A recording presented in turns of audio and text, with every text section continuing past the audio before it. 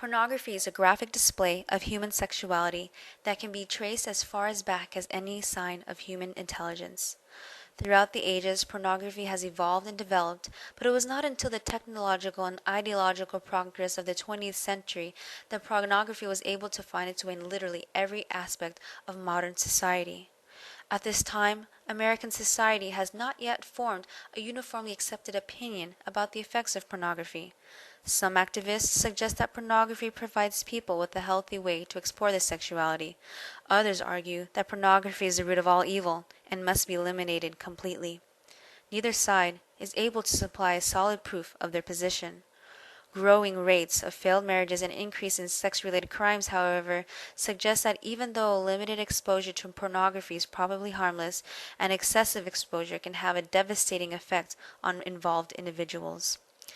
In his book, A History of Prostitution from Antiquity to the Present Day, George R. Scott states that the first sexual drawing was made by a caveman and dates back almost 1,000 years prior to the discovery of the first written document. Since then, human sexuality has played a major role in majority of the developing societies.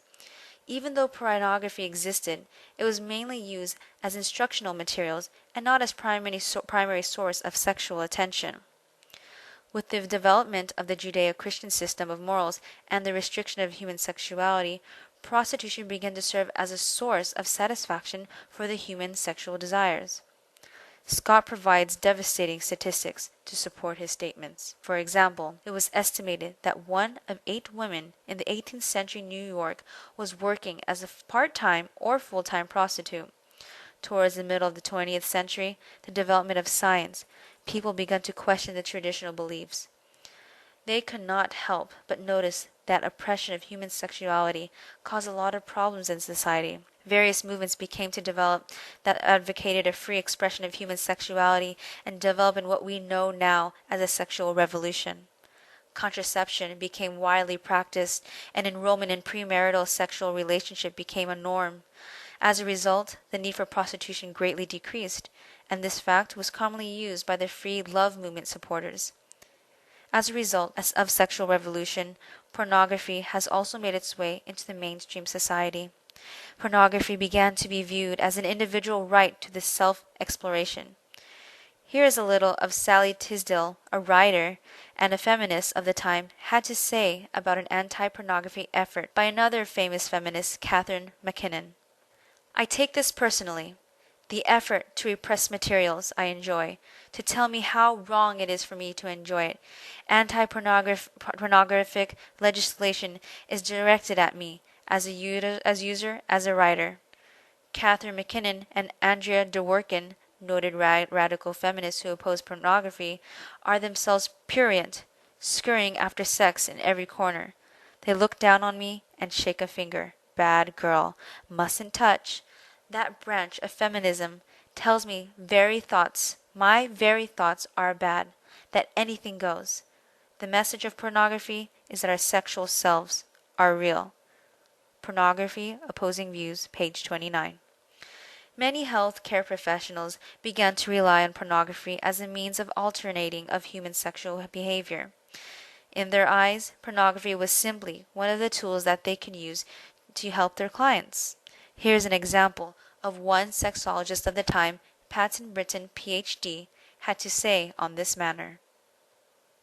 As a board-certified clinical sexologist, I can tell you that it is common knowledge in my field that sexually explicit films and videos are often recommended as a mode of treatment for couples or individuals with clinical sexual problems.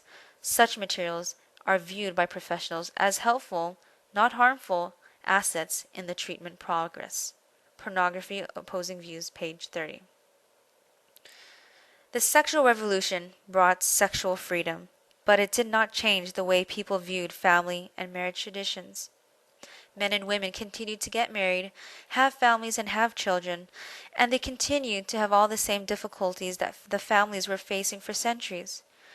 Here is how Puneet Bedi describes the difficulties in his article titled The Hypocrisy of Marriage. Marriage demands abstinence from extramarital sex for either spouse, but the desire is so strong that marriage vows are often broken. Like all moral codes, marriage rules are generally hypocritical. Moral wrongdoing, sexual infections, or unwanted pregnancies may be the reasons for some, but the fear of breaking a marriage by betrayal is the most common deterrent. Like most things pleasurable but forbidden, extramarital sex is sought when one is sure that one will not be caught. As stated in the above article, although it is common for some people to feel occasional urge to seek relationship outside their marriage, very few actually choose to follow up on that urge. Prior to the development of internet pornography, a person had to go through a lot of trouble to get involved in any sort of external sexual activity. In order to get a prostitute, engage in an affair, or even go to a strip club, an individual had to take a risk of being caught and exposed. With pornography being marked as a healthy behavior, many people turn to it to satisfy their sexual desires.